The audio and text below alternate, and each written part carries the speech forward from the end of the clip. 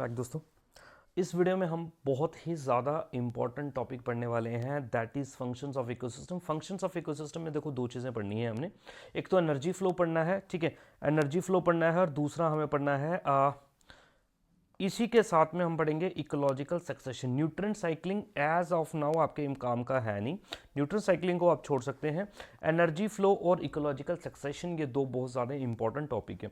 और energy flow में आपको दो टॉपिक देखने को मिल जाएंगे, एक हो जाएगा फूड चेन, आज का जो हमारा टॉपिक है बहुत ज़्यादा इंपॉर्टेंट, और एक हो जाएगा इकोलॉजिकल पिरामिड्स। क्या हो जाएगा? इकोलॉजिकल पिरामिड्स, ठीक है। तो यहाँ से आपको एक एक सवाल देखने को मिल जाएगा। फूड चेन इजी है, इकोलॉजिकल पिरामिड भी इजी है, बट थोड़ा सा टेक्निकल है। शायद आपको आज तक ये समझ नहीं आया, लेकिन आ जा रहेगा, डोंट वरी। वीडियो में आप बने रहें। वीडियो अच्छी लगी तो लाइक ज़रूर कर देना, करते हो नहीं तुम। चलो अच्छा, कहाँ पे हेल्प करेगा? Female supervisor. फीमेल सुपरवाइजर का साइंस का जो कंपोनेंट है ना, आपका साइंस का कंपोनेंट पूरा का पूरा साइंस के कंपोनेंट में ये आपका आया हुआ है, ठीक है। चलो जी शुरू करते हैं। Functions of ecosystem. देखो पहला फंक्शन है एनर्जी फ्लो। देखो आप देखते हैं कि एक ऑर्गेनिज्म दूसरे ऑर्गेनिज्म को खाता है। खाता क्यों है? क्योंकि उसको एनर्जी चाहिए, ठीक है। आप खाना खाते हो, ठीक है, तो आप खाना खा के क्या मिलती है? एनर्जी मिलती है। तो आप देखेंगे एनर्जी फ्लो एक फंक्शन इकोसिस्टम का। दूसरा होता है इकोलॉजिकल सक्सेशन, अभी नहीं आते इकोलॉजिकल सक्सेशन पे, ठीक है। हम एनर्जी फ्लो की बात करते हैं। चलो दोस्तों, एनर्जी फ्लो, ठीक है। Energy is the basic force responsible all the metabolic activities. जिंदगी जीने की जितनी भी एक्टिविटीज हो रही है ना, सांस ले रहे हैं, काम कर रहे हैं, सेल्स फंक्शन कर रहे हैं, वो सब एनर्जी के थ्रू ही हो रहा है, इंपॉर्टेंट है।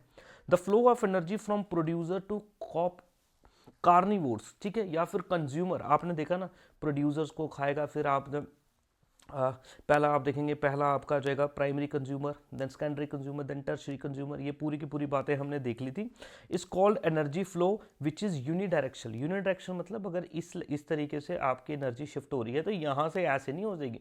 अगर मैं किसी और चीज़ को खाऊंगा तो एनर्जी मुझे मिलेगी, उसको एनर्जी नहीं मिल सकती उससे, ठीक है। यूनिडायरेक्शनल है energy flow through different trophic levels. आपने देखा ना फूड चेन में, जी ग्रास है, ग्रास को हॉपर खा रहा है, हॉपर को फलान खा रहा है, ये चलता है, इसको ट्रॉपिक लेवल्स बोलते हैं।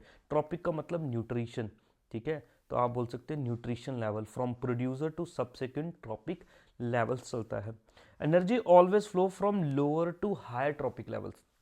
निचले लेवल से ऊपर की तरफ एनर्जी ट्रांसफर होती है, अभी समझ आ जाएगी। There is loss of some energy in the form of usual heat at each tropic level so that the energy level decreases from one tropic level to another। इसलिए 4 से 5 ट्रॉपिक लेवल बनते हैं। इसमें से अगर एक लाइन भी ना आप समझें तो इसको छोड़ें, आप रहने दो, इसको काम की चीज़ पे आओ, ठीक है। वो काम की चीज़ क्या है? ये the trophic levels interaction involves 3 concepts. Trophic levels में 3 कॉन्सेप्ट पढ़ने हैं, food chain, food web, ecological pyramid. आज हमने ये पढ़ने हैं। चलो फूड चेन क्या है? फूड चेन क्या है? देखो फूड चेन एक प्रोसेस है। आप एक ऑर्गेनिज्म को खाते हो, एक ऑर्गेनिज्म दूसरे को खा रहा है, वो तीसरे को खा रहा है, ठीक है जी। ग्रास को हॉपर खा रहा है, हॉपर को फ्रॉग खा रहा है, फ्रॉग को स्नेक खा रहा है, स्नेक को हॉक खा रहा है।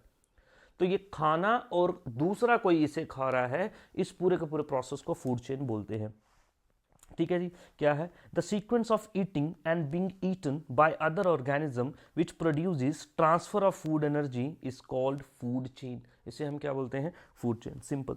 Food chain starts with producers. Producers मतलब प्लांट्स। यूजुअल आपकी जो फूड चेन है वो प्लांट से ही शुरू होती है and ends with top carnivores, ऊपर। A sequence of organism that feed on one another forms food chain, ठीक है जी। फूड चेन पता है, इसमें कुछ नहीं। काम की चीज़ क्या है? कितने टाइप की फूड चेन होती है दोस्तों? 2। फूड चेन कितने तरीके की होती है? 2 तरीके की होती है। Grazing food chain, detritus food chain. Grazing food chain, detritus food chain. अगर तो फूड चेन आपकी ग्रीन प्लांट से स्टार्ट होती है, ग्रीन प्लांट से, तो वो ग्रेजिंग फूड चेन। और अगर आपकी food chain dead organic matter से स्टार्ट होती है तो डेट्रिटस फूड चेन, ठीक है जी। क्योंकि डेड ऑर्गेनिक मैटर को डेट्रिटस बोलते हैं, ठीक है जी। अगर ग्रीन प्लांट से स्टार्ट हो रही है तो ग्रेजिंग, और अगर डेड ऑर्गेनिज्म से स्टार्ट हो रही है, कोई भी मैटर से स्टार्ट हो रही है, तो उसको हम क्या बोलते हैं? Detritus food chain. चलिए दोस्तों, grazing food chain very simple, अभी हमने समझ लिया।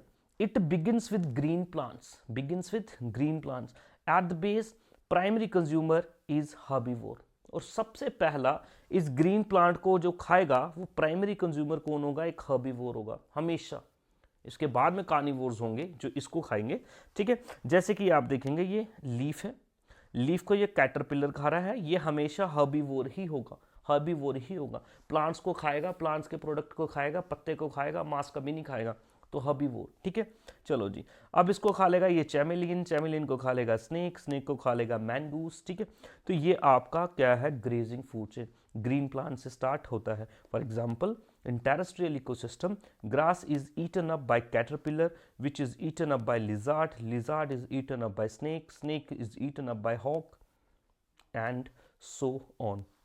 The consumer which start the food chain utilizing the plant parts as their constitute grazing food chain. छोड़े, green plant से start है grazing food chain, that is। अगला एक्वेटिक, अगर आप देखें, चलो जमीन पे देख लिया ग्रास, जमीन पे देख लिया ग्रास से शुरू हो जाएगा, या ग्रास से, मतलब ग्रास नहीं है जरूरी, ग्रास से ही शुरू होगा। किसी भी प्लांट्स से जुड़े हुए प्रोडक्ट से स्टार्ट हो सकता है, यानी कि उसके लीफ से हो सकता है, उसके रूट से हो सकता है, उसके स्टेम से हो सकता है, उसके फ्रूट से हो सकता है। ठीक है, ग्रीन प्लांट से। बट अगर आप एक्वेटिक देखोगे ना, पानी में थोड़ा सा चेंज है।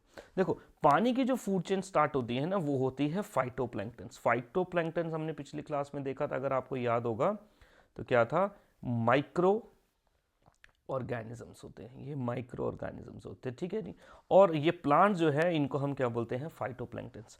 इन छोटे छोटे माइक्रोस्कोपिक प्लैंक्टन्स को खाते हैं जू प्लैंक्टन्स। कौन खाता है, जू प्लैंक्टन्स, ये भी माइक्रोस्कोपिक के होते हैं, दोनों microscopic.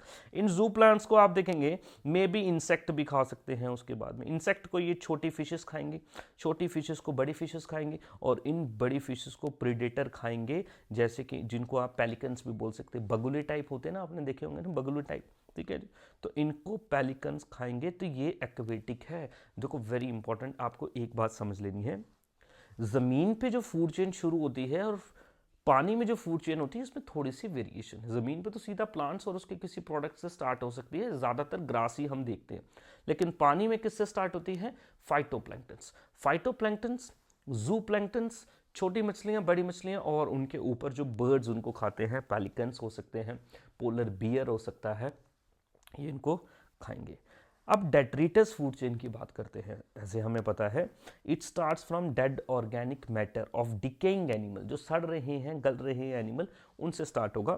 Plant body is consumed by the micro organisms and then to the death eaters feeding organism called detritivores, decomposers और प्रीडेटर्स। ठीक है जी, अब डेट्रीटस फूड चेन में जो इन्वॉल्वमेंट होगी उन ऑर्गेनिज्म को डेट्रीवोर्स भी हम बोलेंगे। ठीक है जी, ये एग्जाम्पल आप देख सकते हैं, डेड लीफ है, ये वुड लाउस है, और इसको फिर देन आपके बाकी जो इंसेक्ट होंगे वो भी खा सकते हैं।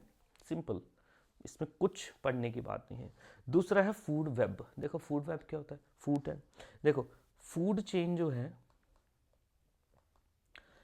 ठीक है, जब एक से ज़्यादा फूड चेन आपस में जुड़े हों, इंटरलिंक्ड हों, और उनका एक जाल बन जाए, उसको फूड वेब बोलते हैं। Food web is nothing but the interconnected several interconnected food chains, several interconnected food chains. ठीक है, इनको हम क्या बोलते हैं, फूड वेब बोलते हैं, फूड वेब बोलते हैं। देखें, एन इकोसिस्टम में consist several inter related food chains, हो सकती हैं, बिल्कुल हो सकती हैं। More typically the same food resource is a part of more than one chain. ठीक है, हो सकता है, बिल्कुल। Especially when that resource in the lower trophic level, the food web provides more than one alternative for food. Food web से क्या होता है, एक से ज्यादा अल्टरनेटिव है आपके पास खाने के। अभी समझाता हूं आपको, रुके। To the most organism in an ecosystem therefore increases the chances of survival. ये बात आपको याद रखनी है। फूड वेब से एक बेनिफिट होता है क्या, कि आपके चांसेस ऑफ सर्वाइवल बढ़ते हैं। अब मैं आपको बताता हूँ, फॉर एग्जांपल आप अपनी बात करो, ठीक है, अपनी बात करो। आपके पास जितने भी फूड्स हैं, एक में कैटेगराइज कर लेना, फूड है, ठीक है।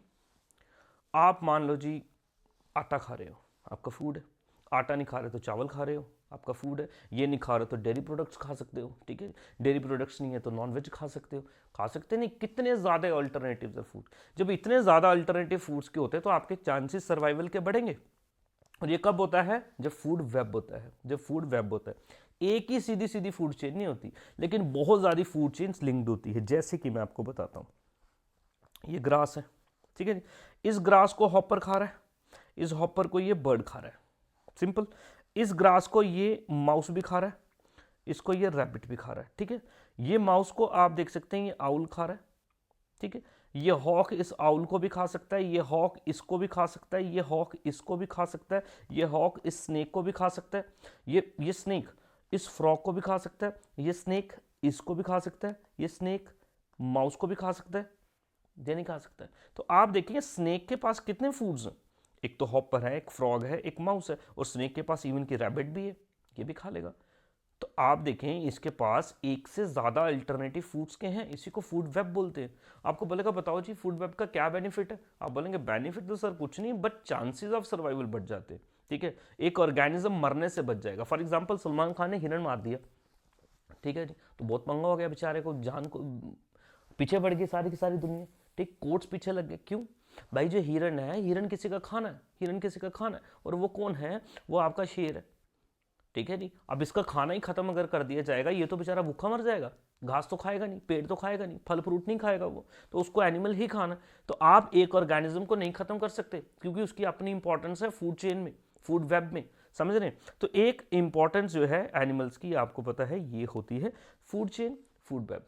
फूड चेन कितने प्रकार की हो सकती हैं, दो, grazing food chain, detritus food chain. Green plant से स्टार्ट होगी तो ग्रेजिंग, डेड मैटर से स्टार्ट होगी तो detritus, simple. food web, when several food chains are interconnected, is called food web. food web का benefit, more chances of survival। दो हो गया। चलो जी दोस्तों, इकोलॉजिकल पिरामिड देखो, इसके आगे सूरज चांद सितारा बना लो, मैं तुम्हें बता रहा हूँ, सूरज चांद सितारा बनाओ इसके आगे, क्योंकि ये इकोलॉजिकल पिरामिड तुम्हारे एग्जाम में पूछे जाते हैं। इकोलॉजिकल पिरामिड होता क्या, पहले तो पिरामिड समझो। देखो पिरामिड इस तरीके से ट्राइंगुलर स्ट्रक्चर अगर आपने देखा होगा तो इसको हम क्या बोलते हैं, पिरामिड। जैसे कि पिरामिड ऑफ इजिप्ट, ये आपने सुना होगा, pyramid of Egypt, of course सुना होगा आपने। ठीक है जी, पिरामिड, पिरामिड ये इस तरीके से ट्राइंगुलर शेप को जो हम बोलते हैं पिरामिड शेप को। देखो आप समझो इकोलॉजिकल पिरामिड क्या है। इकोलॉजिकल पिरामिड कुछ भी नहीं है, अगर आप फूड चेन को डायग्राम में बना दो। फूड चेन में क्या होते हैं, स्टेप्स होते हैं ना, ट्रॉपिक लेवल्स होते हैं, स्टेप्स हैं, ट्रॉपिक लेवल्स, ये स्टेप ही तो है, स्टेप नंबर 1 2 3, ठीक है जी, ये देखें आप 1 2 3 4, ये स्टेप्स हैं। इन स्टेप्स को आप अगर डायग्राम में फॉर्म करना शुरू करें, अगर आप इसको ग्राफ में रिप्रेजेंट करें, तो इस ग्राफिकल प्रेजेंटेशन को, इस डायग्रामेटिकल प्रेजेंटेशन को ही इकोलॉजिकल पिरामिड्स बोलते हैं। सिंपल, ग्राफ देखा है ना आपने, तो अगर आप इसको ग्राफ में प्रेजेंट कर दोगे फूड चेन को, इसके स्टेप्स को, तो इकोलॉजिकल पिरामिड बन जाएगा। इसमें क्या कोई परेशानी की बात नहीं है। The steps of trophic levels, किसके, फूड चेन के trophic levels, expressed in a diagrammatical way और refer to as ecological pyramids, उनको ही इकोलॉजिकल पिरामिड्स बोलते हैं। आपको स्टेटमेंट पूछेगा इकोलॉजिकल पिरामिड्स क्या है, आप बोलना ग्राफिकल प्रेजेंटेशन, दैट्स इट। अब इकोलॉजिकल पिरामिड्स जो होते हैं, आप देखेंगे ये इकोलॉजिकल पिरामिड 3 तरीके के हो सकते हैं। कितने तरीके के हो सकते हैं, 3। बेस्ड ऑन नंबर, जिसे हम बोलेंगे पिरामिड ऑफ नंबर, ठीक। दूसरा पिरामिड ऑफ बायोमास, तीसरा पिरामिड ऑफ एनर्जी, या pyramid of productivity. Pyramid of number, pyramid of biomass, pyramid of productivity, या फिर पिरामिड ऑफ एनर्जी। अब मेरी बात दोस्तों बड़े ध्यान से समझना, बड़े ध्यान से समझना मेरी बात। देखो मान लो यहाँ पे हैं ग्रासेस, ग्रासेस को खा रहे हैं हॉपर, हॉपर को खाता है स्नेक, स्नेक को खाता है हॉक, ठीक है, ये आपकी फूड चेन है। ठीक है, अब पहला जो हमारा पिरामिड है, pyramid of number. Pyramid of number में सिंपल सी बात है, आप एक लेवल पे नंबर गिनोगे ऑर्गेनिज्म का, कि भाई एक लेवल पे कितने नंबर है। ठीक है, इस तरीके से देखा होगा ना तुमने बचपन से, ये 1 2 3 लेवल। तो देखेंगे इधर जो ग्रासेस हैं, ग्रासेस का नंबर कितना है, ग्रासेस का नंबर कितना है, दूसरे लेवल पे हॉपर का नंबर कितना है, और तीसरे लेवल पे स्नेक का नंबर कितना है। Simple. Pyramid of biomass, pyramid of biomass, ठीक है, बायोमास का मतलब होता है ड्राई वेट। बायोमास का क्या मतलब होता है, ड्राई वेट। दोस्तों आपने अंगूर देखा, अंगूर देखा ही होगा, खाया भी होगा आपने, अच्छा होता है, मीठा होता है, टेस्ट होता है मतलब। तो अंगूर जो है अगर आप सपोज लेते हैं, तो क्या वो ड्राई वेट है उसका, क्या वो उसका बायोमास है, नहीं। अंगूर को जब आप सुखा देंगे तो वो जो अब आपके सौंगी बन जाएगी या किशमिश बन जाएगी, या फिर अगर आप खजूर देखेंगे, खजूर को सुखा के आप शुआरा बन जाएगा। वो जो शुआरा बन गया है वो उसका ड्राई वेट है, वो उसका ड्राई वेट है, तो उसी को आप क्या बोलेंगे, बायोमास। तो दूसरे जो पिरामिड है, दूसरा पिरामिड है हमारे पास, तो इसमें आप देखोगे इस लेवल पे बायोमास कितना किलो है, इस लेवल पे बायोमास कितना किलो है, और अगले लेवल पे बायोमास कितना है। और तीसरी है एनर्जी। यहाँ पे आप ना तो नंबर देखोगे ना बायोमास देखोगे मतलब वेट भी नहीं देखोगे, यहाँ पे देखोगे आप एनर्जी कितनी है, और एनर्जी आप कैलकुलेट करते हो कैलोरीज में। आप देखेंगे एक लेवल पे कितनी एनर्जी है मान लो 1000 कैलोरीज, दूसरे लेवल पे कितनी कैलोरीज है, 100 कैलोरीज। समझ गए किस पिरामिड में क्या चीज देखी जाती है, ये बात है दोस्तों। एक बात और समझ, ये पिरामिड आपके इस तरीके से सीधे भी बन सकते हैं, अपराइट बोलते हैं। ये पिरामिड इस तरीके से उल्टे भी बन सकते हैं, सीधे भी बन सकते हैं, उल्टे भी बन सकते हैं देखो अगर ये पिरामिड सीधा बन रहा है, सीधा बन रहा है, तो आप ये बड़े आराम से बोल सकते हो कि सर इसके बेस में ज्यादा ऑर्गेनिज्म है, ठीक है, क्योंकि ये ब्रॉड है, और टॉप इसका क्या है, छोटा है, नैरो है। तो आप ये बोल सकते हैं कि इसका टॉप पे सर कम ऑर्गेनिज्म है, और ये उल्टा है। तो इसका बेस यानी कि पहला लेवल जहां से ये शुरू हो रहा है, यहाँ पे कम ऑर्गेनिज्म है, और ये इनका टॉप जहां पे ये खत्म हो रहा है, यहाँ पे ज्यादा ऑर्गेनिज्म है। ठीक है जी, ये बात भी आप थोड़ी सी दिमाग में अपने रखना। नाउ वन बाय वन इनके बारे में बात करते हैं। Pyramid of number, pyramid of number क्या होता है, ठीक है। एक बात और, ये आपको ये सेशन कैसा लगा, आपको समझ आई नहीं समझ आई, कमेंट में मेरे को ज़रूर बताना, ठीक है। चलो जी, it deals with relationship between the number of primary producers and consumers at different levels. Number का लेना देना है सिर्फ। It is a graphical presentation of total number of individuals at different species belonging to each trophic level in an ecosystem. एक ecosystem में ये जो trophic levels हैं, एक लेवल पे कितने नंबर हैं स्पीशीज का, ऑर्गेनिजम्स का, वही देखेंगे, ठीक। अब ये पिरामिड उल्टा भी हो सकता है, सीधा भी हो सकता है, अपराइट भी हो सकता है, इन्वर्टेड भी हो सकता है। अब हम एग्जाम्पल की मदद से देखेंगे कि अपराइट कब बनेगा, और ठीक है जी, अपराइट कब बनेगा, और अगर आप देखेंगे कि इन्वर्टेड वो कब बन जाएगा, क्या सर्कमस्टांसेस होंगे। दोस्तों देखिए, जैसे जैसे इकोसिस्टम चेंज करोगे ना, इकोसिस्टम का टाइप चेंज करोगे, ये पिरामिड की शेप भी चेंज हो जाएगी, पिरामिड की शेप भी चेंज हो जाएगी। देखो पहले हम बात करते हैं, चलो, pyramid of number upright, pyramid of number upright. देखो मैं आपको एक सिचुएशन देता हूँ, आपको सिचुएशन देता हूँ। सपोज मान लो आप एक ग्रासलैंड इकोसिस्टम में हो। कहाँ पे हो, ग्रासलैंड इकोसिस्टम में। ग्रासलैंड इकोसिस्टम, ग्रासलैंड इकोसिस्टम में फूड चेन कहाँ से शुरू होगी, ग्रासेस से। ग्रासेस को कौन खा लेगा, हॉपर। हॉपर को कौन खा लेगा, स्नेक। स्नेक को कौन खा लेगा, हॉक। स्नेक को कौन खा लेगा, हॉक। एक सिंपल सी इमेजिनेशन करना, मैं आपसे पूछता हूँ, आप मेरे को ये बताएं, एक एरिया है, वहां पे ग्रासेस ग्रासेस लगे हुए हैं, इन ग्रासेस का नंबर ज्यादा होगा, या इन ग्रासेस के ऊपर फीड करने वाले जो इसको खाते हैं, हॉपर का नंबर ज्यादा होगा। दिमाग में आप इमेजिन कर लें, ग्राउंड है, उसमें ग्रासेस लगे हुए हैं, ठीक है, इधर उधर हॉपर्स भी होंगे, बाकी ऑर्गेनिज्म भी होंगे। ग्रासेस का नंबर ज्यादा होगा, एक एक ग्रास अगर आप गिनना शुरू करें, उनका नंबर ज्यादा होगा कि हॉपर का नंबर ज्यादा होगा। तो आप बड़े इजीली कहोगे सर ऑफ कोर्स ग्रासेस का नंबर ज्यादा होगा। तो ग्रासेस का नंबर क्या होगा, ज्यादा। तो यानी कि पहले लेवल पे नंबर ज्यादा है, तो जब आप दूसरे लेवल पे पहुंचोगे तो नंबर क्या हो जाएगा, कम हो जाएगा, थोड़ा सा हॉपर का नंबर कम हो जाएगा। देन स्नेक का नंबर इससे भी कम हो जाएगा, हॉक का नंबर कंपैरेटिवली और कम हो जाएगा। तो आप बोलोगे सर पहला लेवल जहां से शुरू हो रहा है वहां पे ज्यादा ऑर्गेनिज्म है, ज्यादा ऑर्गेनिज्म है, तो इसका बेस कैसा बनेगा, ब्रॉड बनेगा। बेस कैसा बनेगा, ब्रॉड बनेगा। देन ऊपर आप पहुंचे तो नंबर कम हो गया, थोड़ा सा ये ऊपर से कम हो गया इसका विथ, देन और कम होगी विथ, देन और कम होगी विथ, ठीक है जी।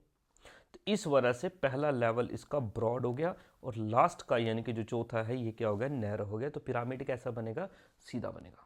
पिरामिड कैसा बनेगा, सीधा बनेगा, ठीक है। अब मैं आपको एक और एग्जांपल देता हूं, एक और एग्जांपल दे देता हूं, चलो।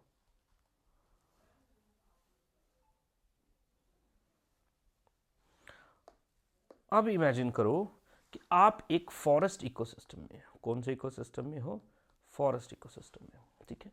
और फॉरेस्ट इकोसिस्टम में जो फूड चेन स्टार्ट होती है वो होती है ट्रीज के साथ। किसके साथ? ट्रीज के साथ। ग्रासेस के साथ नहीं होती, ट्रीज के साथ। इन ट्रीज के ऊपर बड़े सारे बर्ड्स रहते हैं। क्या रहते हैं? बर्ड्स रहते हैं, ठीक है जी। क्योंकि ये ट्रीज, इनका घर भी ट्रीज होगा और इनके फ्रूट्स खाएंगे, इनके पत्ते खाएंगे ये बर्ड्स। और इन बर्ड्स के ऊपर रहेंगे पैरासाइट्स। कौन रहेंगे? पैरासाइट्स। पैरासाइट्स का मतलब बग्स, खून चूसने वाले जो कीड़े होते हैं, छोटे छोटे कीड़े होते हैं खून चूसने वाले, ठीक है। फॉर एग्जांपल अगर आपने कुत्ता देखा होगा कोई, तो कुत्ते के भी छोटे छोटे ऐसे कीड़े जो हैं वो पड़ जाते हैं, जो उनका ब्लड जो है सक करते हैं, उनको पैरासाइट्स बोलते हैं, ठीक। अब इमेजिन करना एक जंगल है। इस जंगल में ट्रीज ज्यादा होंगे या दूसरे लेवल पे आने वाले बर्ड्स ज्यादा होंगे? दिमाग लगाएं। ट्रीज ज्यादा होंगे या बर्ड्स ज्यादा होंगे? तो आप में से कई लोग बोलोगे सर बर्ड्स ज्यादा होंगे, तो आप में से कई लोग बोलोगे सर ट्रीज ज्यादा होंगे। अब जंगल छोड़ो, अब मैं आपको एक लाइव जिंदगी की एग्जांपल देता हूँ। सपोज आपके घर पे एक पेड़ है, मान लो आपके विड़े में एक पेड़ है। क्या उस पेड़ पे एक ही बर्ड रहता है? ये आते भी होंगे जब एक ही बर्ड आता है? नहीं ना, एक से ज्यादा रहते होंगे ना एक बर्ड पे। पर मान लो कोई आम का पेड़ है, उसमें तोते रहते हैं, तो एक ही थोड़ी रहते होंगे, ज्यादा रहते होंगे। तो इसका मतलब एक पेड़ के ऊपर अगर 5 पक्षी रह रहे हैं, तो पूरे के पूरे जंगल में जितने पेड़ होंगे ना, उससे ज्यादा ही पक्षी होंगे, उससे ज्यादा ही उसके ऊपर पक्षी रहते होंगे, ठीक है जी। और एक पक्षी के ऊपर जो पैरासाइट्स रहते होंगे वो भी एक से ज्यादा ही रहते होंगे। फॉर एग्जाम्पल एक कुत्ता देख लिया, तो कुत्ते के ऊपर जो वो कीड़े जो लगे हैं, पैरासाइट्स जो लगे हैं, एक कुत्ते के ऊपर बेशुमार होंगे। तो आप देखेंगे जो पहला लेवल है वहां पे नंबर कम है, दूसरे लेवल पे नंबर ज्यादा है, तीसरे लेवल पे नंबर और ज्यादा है। तो आप क्या ये आराम से बोल सकते हो कि सर पिरामिड उल्टा बनेगा? ऑफ कोर्स पिरामिड उल्टा बनेगा, क्योंकि ए पहले लेवल पे नंबर कम है, दूसरे पे थोड़ा सा बड़ा, तीसरे पे और बड़ा, चौथे पे और बड़ा। तो वहीं अगर आप फॉरेस्ट इकोसिस्टम में देखोगे तो पिरामिड ऑफ नंबर कैसा बन जाएगा? उल्टा बन जाएगा। पिरामिड ऑफ नंबर कैसा बन जाएगा? उल्टा बन जाएगा। चलो देखो जी, पिरामिड ऑफ नंबर अपराइट, सीधा। In this pyramid number of individual is decreased from the lower level to higher level. Number यहां से आप बढ़ते जाओगे तो नंबर क्या होगा? डिक्रीज होगा। डिक्रीज होगा तभी तो टॉप नैरो हो जाएगा, तभी तो बेस ब्रॉड है, क्योंकि नंबर घट रहा है। This type from it can be seen in grassland ecosystem. कहां पे देखा जा सकता है? ग्रासलैंड इकोसिस्टम में देखा जा सकता है, जो मैंने एग्जांपल बता दिया आपको। Grasses occupy the lowest trophic level because of their abundance. बहुत ज्यादा है नंबर उनका, गिन भी नहीं पाओगे, ठीक है। The next trophic level is primary consumer, herbivore हो सकता है जैसे कि ग्रॉस हॉपर होगा, और अगला जो है कोई कार्निवोर होगा या स्नेक हो सकता है। चलो जी, मैं नहीं इसको पढ़ा रहा, हमें पढ़ने की जरूरत ही नहीं है, आपको पता लग चुका है, ठीक है जी, आपको पता लग चुका है। ये देखें आप, अपराइट, ये अपराइट की एग्जांपल, ठीक। प्रोड्यूसर यहाँ पे ग्रासेस हैं, ग्रासेस का ये देखें इतना ब्रॉड ये बेस बन रहा है। देन ऊपर हर्बीवोर, ये ग्रास हॉपर है, कम हो गए, फ्रॉग इससे कम हो गए, हॉक इससे कम हो गए। नाउ इन्वर्टेड की बात कर ले, ये ट्री है, ये आपका फॉरेस्ट इकोसिस्टम है। क्या है? आपका फॉरेस्ट इकोसिस्टम है, ठीक है। ये ट्रीज हैं, ट्रीज के ऊपर आप बोल सकते हैं डिफरेंट काइंड के बर्ड्स हैं, बर्ड्स के ऊपर आप कह सकते हैं बाकी सारी चीजें होंगी। यहां पे लिखा हुआ है the pyramid of number inverted. कब होगा? This pyramid of number of individual is increased from the lower level to higher level.